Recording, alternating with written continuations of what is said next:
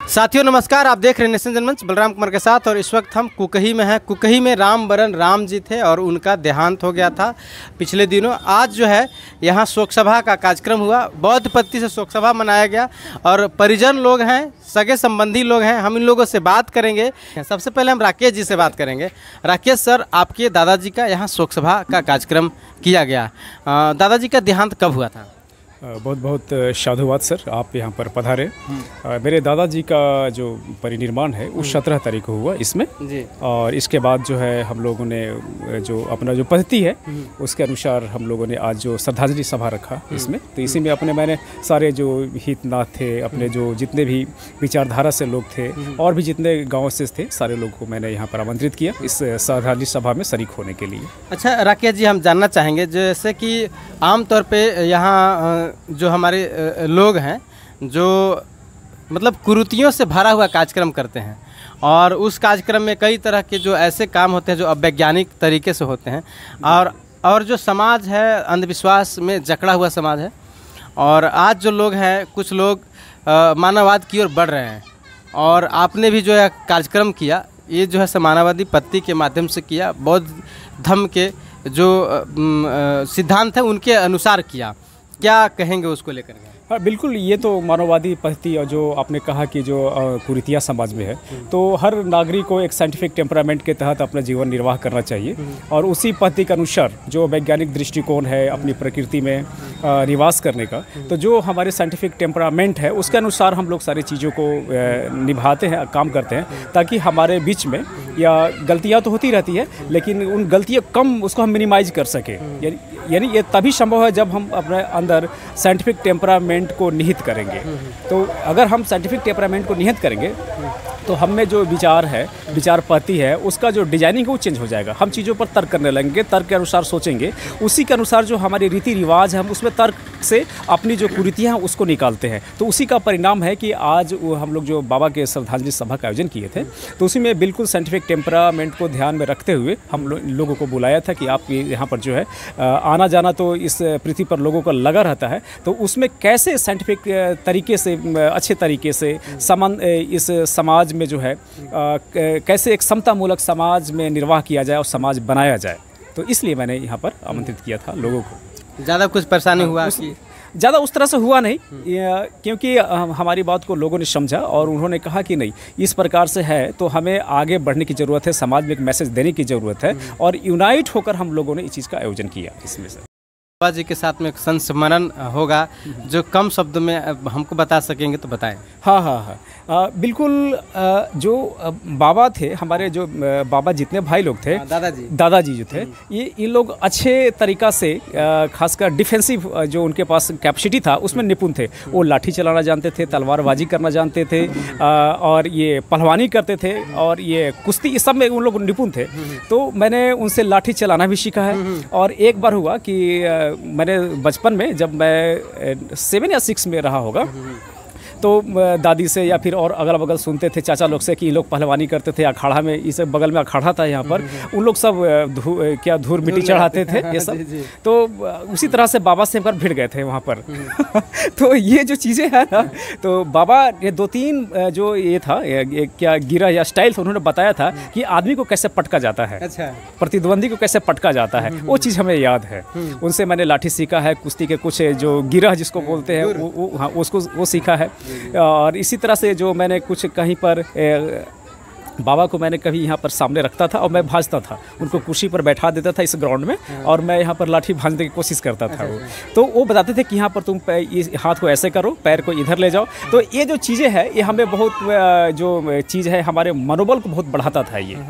और आज भी कहीं है हम किसी निडरता के साथ रह पाते हैं, तो इसलिए कि हम डिफेंसिव रूप से हम किसी भी आदमी का सामना कर सकते हैं। तो ये मैंने अपने बाबा से जो सीखा, अपने जो पूर्वजों से सीखा, ये मेरे मनोविज्ञान को बहुत ही एक परिपक्व बनाता है ये, और किसी भी परिस्थिति से, विषम परिस्थिति से जूझने के लिए, उस पर विजय पाने के लिए प्रेरित करता है। चीज़ें मैंने बाबा से सीखा, ये चीज़ें बहुत सारी चीज़ें हैं।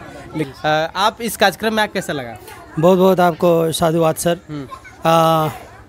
यह कार्यक्रम जो आज राकेश सर के दादाजी का जो श्रद्धांजलि कार्यक्रम संपन्न हुआ, हम यहाँ देखने को यही मिला कि यहाँ पर किसी तरह का कोई ढोंग ढांग नहीं था, न यहाँ पर किसी तरह का किसी का विशेष दर्जा था। सभी यहाँ एकजुट थे, एकरूप थे, समानता था, समान भाव से सभी थे। और राकेश जी ने आज कुकही गांव में एक मिसाल पेश किए हैं कि जो आज के लगभग 5000 साल पहले जो राजाओं ने यह धर्म को अपनाया था, आज उसी धर्म को राकेश सर भी अपनाए हैं। तो ये कहीं ना कहीं राकेश सर के मन में भाव ये पैदा हुआ होगा कि हमारे राजा लोग ऐसे किया करते थे, जो यहाँ का राजा थे, हम भी उसी अनुसार से चलेंगे। इसके लिए कि इन्होंने यह कदम को मैंने चुना है और आज का कार्यक्रम सफल भी हुआ। हमको आकर के बहुत अच्छा लगा और ऐसा कार्यक्रम हर जगह होना चाहिए जो एकदम विज्ञानवाद हो, तर्कशील हो, विवेकशील हो। यहाँ सारे चीज़ विवेकशील की बात बताई गई भंते जी के द्वारा, जो बहुत ही अच्छा लगा।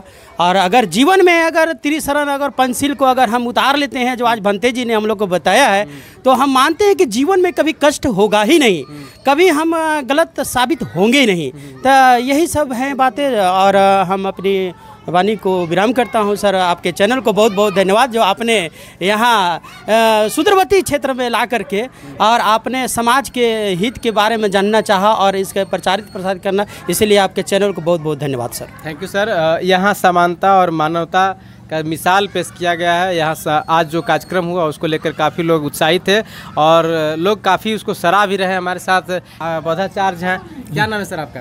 मेरा नाम राम परीक्षा बौद्ध हुआ। आपने सर इस कार्यक्रम को कराया यहाँ पे, बहुत शानदार रहा, अच्छा लगा और सब लोग प्रशंसा भी कर रहे हैं, क्या कहेंगे? ये कार्यक्रम जो है तथागत बुद्ध भगवान का दिए गए निर्देश के अनुसार कार्यक्रम किया गया।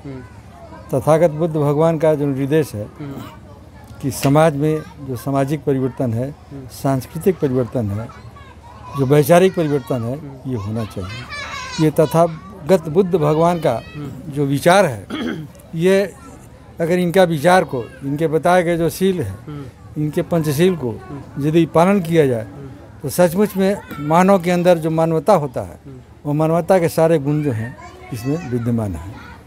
और इस तरह का संस्कार प्रयास करना चाहिए कि हर घर में हो, हर गांव में हो, इसका प्रचार प्रसार हो, तो बहुत बड़ा जो है सो आगे चल करके समाज में बदलाव होगा, सांस्कृतिक बदलाव होगा, सामाजिक बदलाव होगा, वैचारिक बदलाव होगा।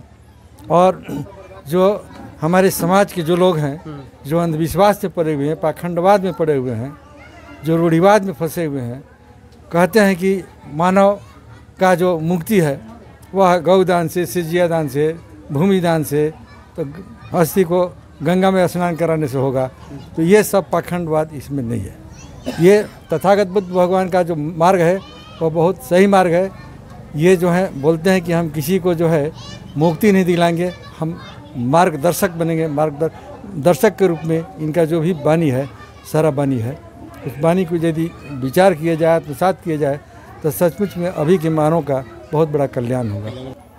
देखिए, राम बरन जी ऐसे विचार के थे कि वो एक सात्विक विचार और वो कबीरपंथी थे। अच्छा। जब भी कोई आदमी आता तो बात करते करते ये कबीरपंथी माने कबीर का वाणी, अदादास के वाणी वो उसके सामने प्रकट करते ही एकदम प्रस्तुत करते, एकदम बेहिचक। हम समझते हैं कि इनको नहीं हो पर तो कबीर का जो दोहा है 100 से बेसी याद होगा, रैदास के 50 से बेसी याद होगा। और कोई भी आदमी किसी भी समस्या को लेकर के आता था वो समाधान कर देते थे, चाहे वो निगेटिव बातें थे या पॉजिटिव बातें थे। उनको समझाने का एक तौर तरीका बहुत बेहतर था। और हमारे समाज में इने गुने में पढ़े लिखे ये आदमी थे। अगर कोई चिट्ठी पत्री अगर बचवाना उस समय मैंने हाँ, तो यही इन्हीं आदमी के पास आते थे और पढ़वाते थे और पढ़ते थे और समझाते थे। और समाज के लिए, एक दलित समाज के लिए, एक समानता के लिए एक ऐसे विचार देते थे कि तुम पढ़े लिखो, आगे बढ़ो। हम तो जो कैसे किए, लेकिन आने वाला पीढ़ी कभी हम पर बोझ न देवे कि आगे की ओर बढ़ो। अब तुम पर हम कंधा पर दे रहे हैं इस बोझ, और इस बोझ के आगे ले जाओ, उन्नति करो। और उन्हीं का देन है कि राकेश इस मुकाम तक पहुँचे हुए, उन्हीं का देन है। जी जी, विचार बहुत अच्छा था उनको। गांव घर में कैसनो मतलब कि समस्या आता था ना, कैसनो जटिल समस्या आता था, उसको मतलब कि उसको निवारण करने में मतलब कि एक ठोप देरी नहीं लगता था। 10 को आदमी रहता तो उन्हीं को चुनता था कि राम बरन जी बोलिए ना, ऐसा समस्या आ गया है ना, और वो चीज़ को मतलब कि निवारण करते थे वो। दादाजी का शोक सभा हुआ, उसको लेकर क्या कहेंगे? ये दादाजी से हमको पहले 2023 में हमको भेंट हो चुका है और दादाजी बहुत सात्विक विचार के थे। और इस कार्यक्रम में मानववाद, जैसे ब्राह्मणवाद की अपेक्षा मानववाद में कोई बाधा नहीं है। ब्राह्मणवाद में बाधा ही बाधा है, बहुत तरह सामान जुटाना, बहुत लोगों को कई तरह के लोग जुटाना, वो बाधा ही बाधा। लेकिन इसमें कोई बाधा नहीं है। एक फोटो लाइए, माला लाइए और कार्यक्रम को सफल बना लीजिए, कोई बाधा नहीं है। लोग बोलते हैं कि बाधा है, बाधा मानव नहीं, किसी प्रकार कोई बाधा नहीं है। साथियों, नेशनल जनमंच को सब्सक्राइब करें, साथ ही बेल आइकन की घंटी को बजाएं।